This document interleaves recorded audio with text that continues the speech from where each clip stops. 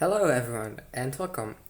I already want to wish all of you a happy new year because of this being the first video in 2022.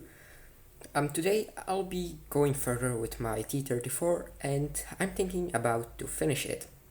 I'll be painting some markings on it and I'll be also weathering it. I start by taking my thinnest brush and I'll paint some markings. They are very easy to do on Russian tanks.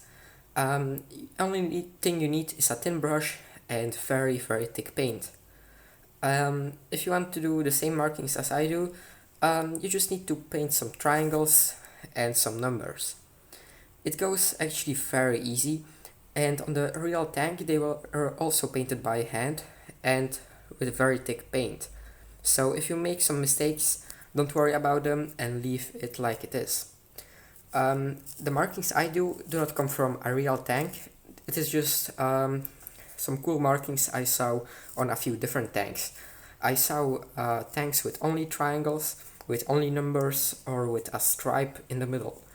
And I'll combine all of them and I'll do something cool. What can I tell you? Doing markings is actually not that difficult as I thought. You only need a very thin brush. The brush I use is a 40, what is one of the thinnest that you can get. Of course there are even thinner ones. The number of the tank I have is 14. Just as I said, it does not come from a real tank, it is just something that I thought will be cool to do.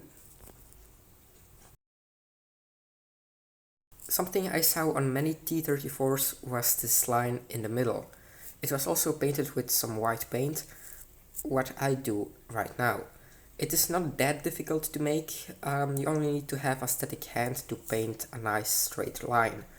On the real tank they were also a little bit messy, so I tried to replicate it by moving my brush a little bit on the sides. Of course not too much, because then it will be more like a wave.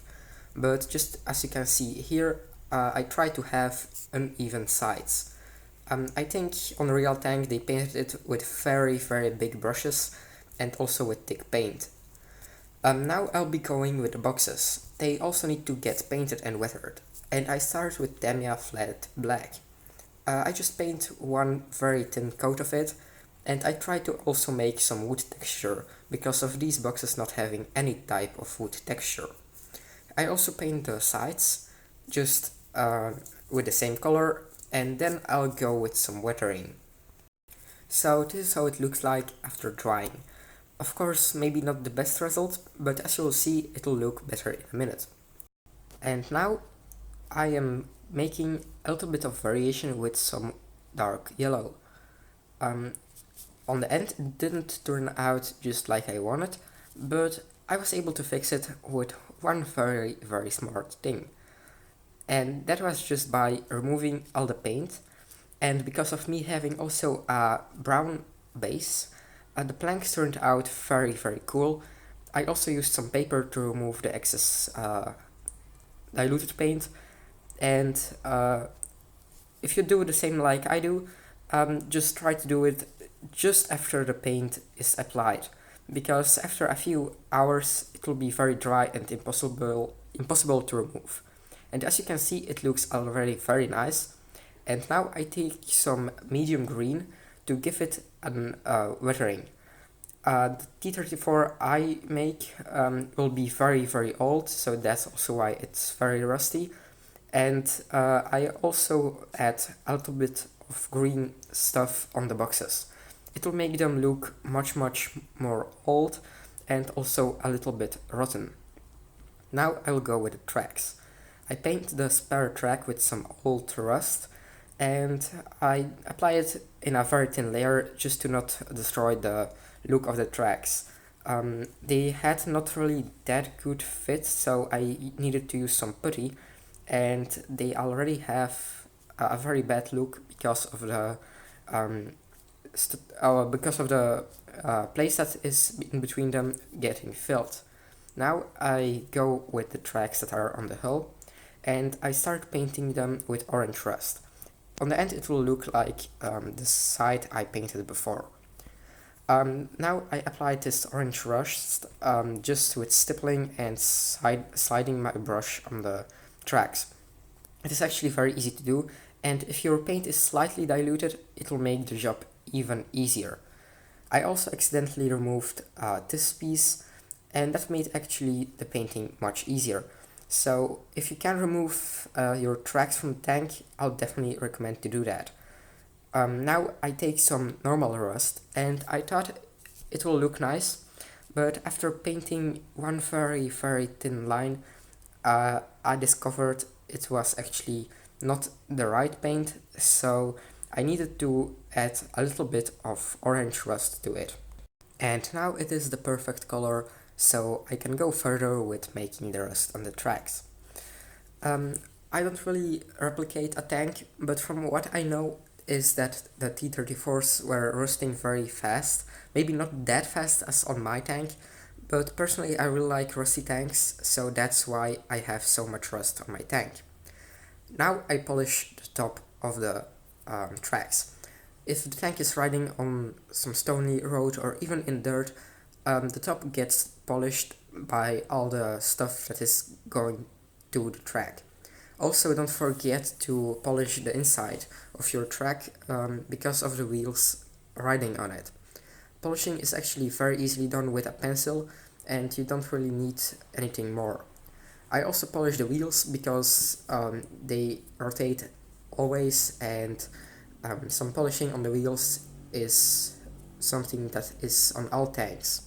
Now I put quickly a wash on the whole tank just to let all the details stand out, and I'll give it also a dirty look. As you can see, my wash is actually a little bit too thick, and that's just because of me wanting to have it look much more dirty. If you want to have a clean tank, then I will recommend you to dilute your wash even more heavily than I did. This T34 is hit by a KV2, and I decided to get some dry pigment to make all the dust and melted metal around the hole. I made this dry pigment by scratching some pastels. They were very cheap. What is easy to do is just apply a little bit of that dry pigment and then varnish it. It was actually not that difficult as I was thinking, because this is actually my first time using dry pigments. Actually, it was very easy, and I think even a beginner modeler will be able to do it properly. And I applied a little bit more of that dry pigment after varnishing. The varnish will actually act like a glue. If you don't have a varnish, what I'll definitely recommend you to do is get some PVA glue and put it on. And for beginners, I think the first thing that you need to buy is a varnish, because of it fixing the paints in place, and then they won't get scratched. So this is how my T34 looks like right now. I think it looks not bad, but I still need to do a little bit more rust and weathering onto it. So now I took a dark brown enamel wash, and I will paint the exhausts with it. I know it is better to use oils, but I still haven't got oils yet. I'll probably buy a few oil paints in like a month or two. And what I do is just put that wash on the place where rust will appear. Because of all the heat made by the exhausts, the paint will actually scratch very quickly, and if paint gets scratched and the bare metal is exposed to water, it rusts very quickly. And I think the first place that gets rusts on tanks is the exhaust. And as you can see, it does not look that bad, but they are very uniform and also dark. So I'm using orange rust, and I'll apply it by the specking technique. I didn't film doing the same thing on the exhausts, so you can see how I did it on the spare track. It is actually very easy. You just need to have a little bit of paint on your brush and slide it on a toothpick. I think everyone will have a toothpick. at home, and if you don't have a toothpick, you can also use an end of another brush. I think it will be also a good idea to mask the stuff that you don't want to have rusty, what I did not do, and that was very stupid. So grab some masking tape and definitely mask what you don't want to have rusty. And this is how things look after drying. I think the dots that I made are a little bit too big, so I take some old rust again and I'll paint over them. You can use the specking technique or just your normal brush for it. And I think that will be everything for today's video, so I can start varnishing my tank. It'll fix all the rust and all the washes I used. I really like to use acrylic satin varnish or matte varnish.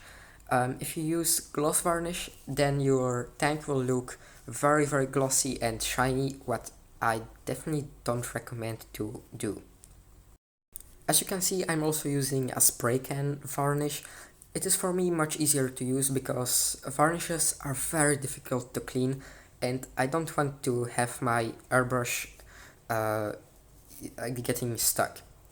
So this is how it looks at the end.